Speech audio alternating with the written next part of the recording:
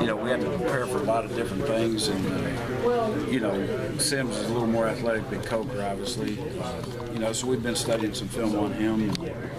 Got to see him in the spring. Got to see at the end of last year when they put him into the games, some of the stuff that he could do. So, our kids will be ready. It's just kind of the unknown right now. What to expect. What are some of the different things you're telling them, your kids, just to look for, depending on who's in there, Sims or Coker?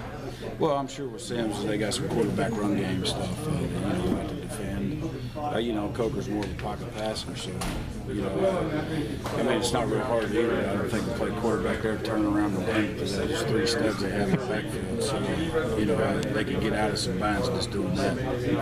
You guys had an idea that he might not be available. I mean, it sounds like you guys pulled him and had a feeling even ahead of time that he might not be able to play in this opener. Can you talk about kind of how you prepared Bell and Chestnut and that competition there to cover your bases in case this happened?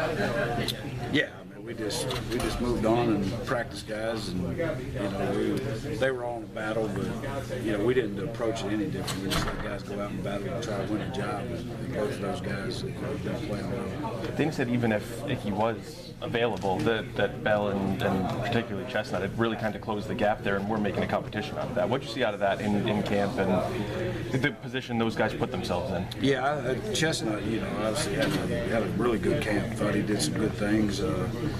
Expect the last week of camp, he was really coming on strong, and he's finally healthy. So, we all knew he was a good player. We just had to keep him healthy and keep him on his feet.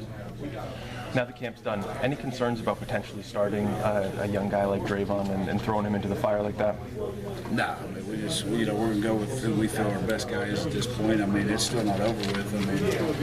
We have to release it too deep, so we released it, but, that's still up for discussion and see where we're at. If we don't feel comfortable on Friday, Thursday, whenever it may be, we'll put the next guy in. So, but, as long as he's doing what he's been doing and, keeps it up and is able to, play the game the right way, everything will be fine. Coach, a lot of times you can't make adjustments in games till halftime. Will you try to make adjustments prior to halftime if you think you need to? Yeah, you have to be able to make the sideline adjustments. If we're having issues with some things, we're not going to wait till halftime. It may be over by then. So, we got to make sure we get it on the sideline and get what we need and try to get it fixed. Seeing footage of the last time out in the Sugar Bowl against Oklahoma, did you maybe see some things from there that give you ideas for Saturday, or is it completely different now that Kiffin's in there? Yeah, it's different. We went back, we've studied USC film, we've seen what they've done. Obviously the number one thing that we all know is, they got 3 really good running backs. So obviously they're going to run the football, they're going to run zone schemes and power, different stuff like that to get the ball in their hands different ways, probably screen, draw. So we have to prepare for that.